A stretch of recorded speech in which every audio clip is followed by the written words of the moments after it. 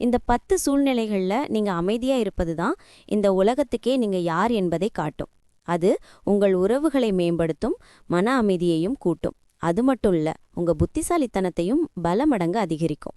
மௌனம் அப்படின்னா பலவீனம் இல்ல, அது ஒரு ரொம்ப வலிமையான ஆயுதம். இத நம்ம இந்த வீடியோல ஆழமா புரிஞ்சுக்கலாம். சரி, அப்படின்னா எங்க எப்படி இந்த மௌனத்தை காக்கணும்? முதல்ல பார்க்க போறது உங்களுக்கு தெரியாமலேயே கிடைக்கும் ரகசிய தகவல்கள். சில நேரங்கள்ல எதிர்பாராத மாதிரி சில தனிப்பட்ட விஷயங்களையோ ரகசியங்களையோ நீங்க கேட்க நேரிடும். உதாரணத்துக்கு, உங்கள் நண்பர்கள் தங்கள் பிரச்சனைகளை நம்பிக்கையோடு உங்களிடம் பகிர்ந்து கொள்வாங்க. அல்லது நீங்க ஆஃபீஸ்ல இருக்கும்போது ஒரு முக்கியமான வணிக ஒப்பந்தம் பற்றி சக ஊழியர்கள் பேசுறதிலிருந்து உங்களுக்கு தெரியலாம். அது இன்னும் வெளியில் சொல்லப்படாத விஷயம் இருக்கலாம். அப்படிப்பட்ட நேரங்கள்ல அந்த தகவலை வெளியே சொல்லாம அமைதியா இருப்பது ரொம்ப முக்கியம். ஒரு சின்ன கசிவே பெரிய பிரச்சனையா மாறிடும். மௌனம் காப்பது உங்க மீது மற்றவர்கள் வைக்கிற நம்பிக்கைக்கு நீங்க கொடுக்கிற மரியாதை மாதிரி. இதுவே உங்கள் நம்பகத்தன்மையையும் ரகசியம் காக்கும் திறனையும் காட்டும்.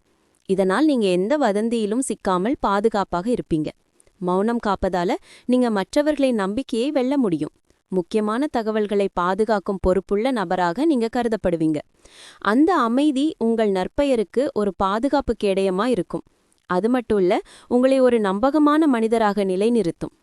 அடுத்து பார்க்க போறது கோபம். மனித உணர்ச்சிகள்ல ரொம்ப சக்தி வாய்ந்ததா இருப்பதுதான், அதே சமயம் ரொம்ப ஆபத்தானதும் தான். கோபத்துல இருக்கும்போது நம்ம வார்த்தைகள் நேரத்துல விஷமா மாறிடும்.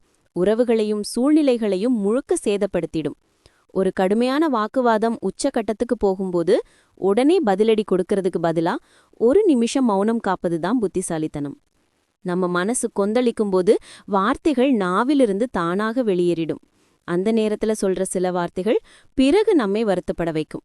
அதனாலதான் அப்படிப்பட்ட தருணங்கள்ல மௌனமா இருப்பது முக்கியம். அந்த மௌனம் நம்ம வார்த்தைகளோட தாக்கத்தை குறைக்கிறதோட சிந்திக்கவும் நிலைமையை நிதானமா அணுகவும் ஒரு அவகாசம் கொடுக்குது. சண்டையின் சூடு குறையும் வரை ஒரு சின்ன இடைவெளி, ஒரு ஆழ்ந்த மூச்சு, ஒரு கண மௌனம், இதெல்லாம் நம்ம உறவுகளை காப்பாற்றும். கோபம் வரும்போது பேசாமல் இருப்பது உங்கள் மனக்கட்டுப்பாடு, உங்கள் முதிர்ச்சி, உங்கள் புத்திசாலித்தனத்தை காட்டும். பிறகு நிதானமா பேசும்போதுதான் சரியான முடிவை எடுக்க முடியும்.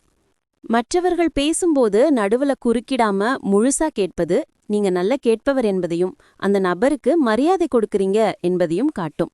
பெரும்பாலான நேரங்கள்ல மற்றவர் பேசிக்கிட்டே இருக்கும்போதே நம்ம மனசு அடுத்தது என்ன சொல்லலான்னு யோசிக்குது. ஆனா அந்த பழக்கத்தை விட்டுவிட்டு மனதை திறந்து முழு கவனத்தோட கேட்க ஆரம்பிச்சா அது உண்மையான புரிதலை வளர்க்கும், நெருங்கிய உறவுகளை ஆழப்படுத்தும். நீங்க அமைதியா கேட்கும்போது மற்றவர்கள் உங்களை நம்புவாங்க. தங்கள் உண்மையான எண்ணங்களையும் உணர்ச்சிகளையும் தயக்கமின்றி பகிர்ந்து கொள்வாங்க. இதுவே ஒரு வலுவான பிணைப்பை உருவாக்கும். அதுவே உங்களை ஒரு நல்ல தலைவரா, நல்ல நண்பனா மாற வைக்கும். அடுத்து, ஒரு விஷயம் பற்றி முழுமையாக தெரியாம பேசுறது ரொம்ப ஆபத்தானது. அரைக்குறை ஞானம் ஆபத்தானதுன்னு சொல்வாங்க இல்லையா?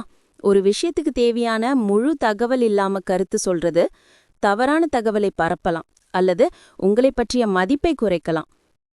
உதாரணத்துக்கு, ஒரு மருத்துவ விஷயம் அல்லது சட்ட பிரச்சனை பற்றி நமக்கு தெளிவில்லாம பேசினா அது ஆபத்தானது. அதனால பேசும் முன் ஒரு நிமிஷம் யோசிக்கணும். நமக்கு உண்மையிலே தெரிஞ்சதா இது? தெரியாத விஷயங்கள்ல அமைதியா இருப்பதுதான் புத்திசாலித்தனம். அது உங்க நம்பகத்தன்மையையும் நேர்மையையும் காக்கும். அதோட உங்களுக்கு கற்றுக்கொள்ளும் ஒரு வாய்ப்பையும் தரும். நினைச்சுக்கோங்க, எல்லா விஷயங்களிலையும் பேசணுன்ற அவசியமே கிடையாது.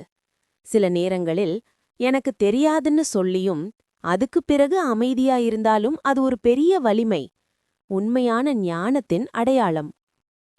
அடுத்தது, நம்ம வாழ்க்கையில ரொம்ப கவனிக்கணும் விஷயம் புறம்பேச்சு, வதந்தி மாதிரி விஷயங்கள். மற்றவர்களை பற்றி நெகட்டிவா பேசுறது அல்லது உறுதியாக தெரியாத தகவலை பரப்புறது, இதெல்லாம் நம்மையும் அந்த நெகட்டிவ் வட்டத்துக்குள்ள இழுத்துவிடும். அது நம்ம நற்பெயரை கெடுக்கும், தேவையில்லாத பிரச்சனைகளில சிக்க வைக்கும். ஒரு குழுவில் புறம்பேச்சு நடக்குது என்னா அதுல கலந்து கொள்ளாமல் அமைதியாக விலகி நிற்பது நம்ம நேர்மையையும் மதிப்பையும் காக்கும். நீங்க பேசாம இருந்தா போதும், நீங்க அந்த மாதிரி விஷயங்கள்ல ஈடுபடுறவரே இல்லைன்னு மற்றவங்களே புரிஞ்சுக்குவாங்க. அந்த மௌனம்தான் உங்களை தேவையில்லாத சர்ச்சைகளிலிருந்து காப்பாத்தும். அது உங்க நல்லிணக்கத்தையும் அமைதியையும் காத்து நிறுத்தும். நினைச்சுக்கோங்க, வதந்தி பேசுறவங்கள விட அமைதியா இருக்கிறவர் தான் உண்மையிலே புத்திசாலி.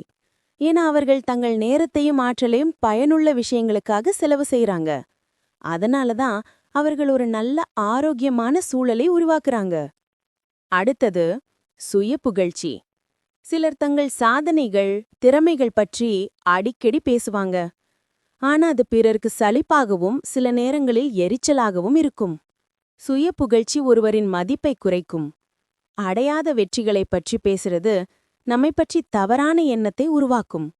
அதனால நம்ம செயல்களே நம்மை பற்றி பேசட்டும். நீங்க உண்மையிலே திறமையானவர்னா அதை மற்றவர்கள் தாமாகவே உணர்வாங்க. உங்க மௌனமே உங்க திறமைக்கு சாட்சி சொல்லும். அமைதியா இருப்பது உங்க பணிவையும் தன்னம்பிக்கையும் காட்டும். அகங்காரமா பேசுறதுக்கு பதிலா ஒரு அமைதியான தன்னம்பிக்கையான நடத்தை தான் மற்றவர்களின் உண்மையான மரியாதையை பெற வைக்கும்.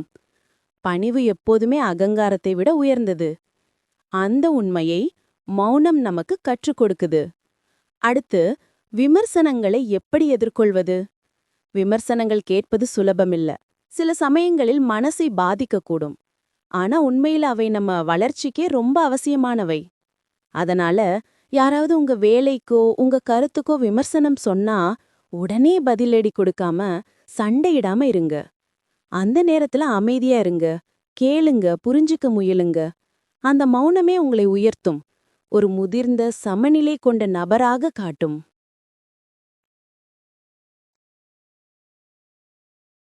விமர்சனங்கள் வரும்போது ஒரு கணம் அமைதியா கேளுங்க. அந்த மௌனம் அந்த விமர்சனத்துல இருக்கிற உண்மையை புரிஞ்சுக்கவும் அதிலிருந்து கற்றுக்கொள்ளவும் உதவும். இதுவே உங்க பொறுமையையும் முதிர்ச்சியையும் காட்டும். விமர்சனங்களை அமைதியாக ஏற்றுக்கொள்வது நம்மை மேம்படுத்திக் கொள்ள ஒரு அருமையான வாய்ப்பு. அதை ஒரு பின்னோட்டம் மாதிரி, அதாவது ஃபீட்பேக் மாதிரி நினைச்சுக்கோங்க. அப்படி பார்க்க ஆரம்பிச்சீங்கன்னா அந்த விமர்சனங்களே உங்களை இன்னும் சிறந்த மனிதராக மாற்றும். அடுத்தது சுய சிந்தனை, தியானம். நம்ம மனசுல எழும் எண்ண ஓட்டங்களை கட்டுப்படுத்தணும் என்றால், நம்ம உள்ளுரையை கேட்கணும் என்றால், நமக்கே நம்ம நேரம் கொடுக்கணும். அதுக்கு தேவையானது அமைதியும் தனிமையும். இந்த சத்தம் நிறைந்த உலகத்துல நமக்காக ஒதுக்கும் அந்த சில நிமிட அமைதியான நேரம் ரொம்ப மதிப்புமிக்கது. ஒரு பரபரப்பான நாளில சில நிமிடங்கள் அமைதியா அமர்ந்து தியானம் செய்வதோ இல்லைனா வெறுமனே அமைதியா இருப்பதோ அது நம்ம சிந்தனையை தெளிவாக்கும், நம்ம மனசை சீராக்கும். தினசரி இப்படி அமைதியான தருணங்களை உருவாக்குவது மன அழுத்தத்தை குறைக்கும், உங்க படைப்பாற்றலை வளர்க்கும், புதிய யோசனைகள் உதிக்கும். இந்த சத்தம் நிறைந்த உலகத்துல அந்த அமைதி ஒரு ஆழ்ந்த சக்தி மாதிரி.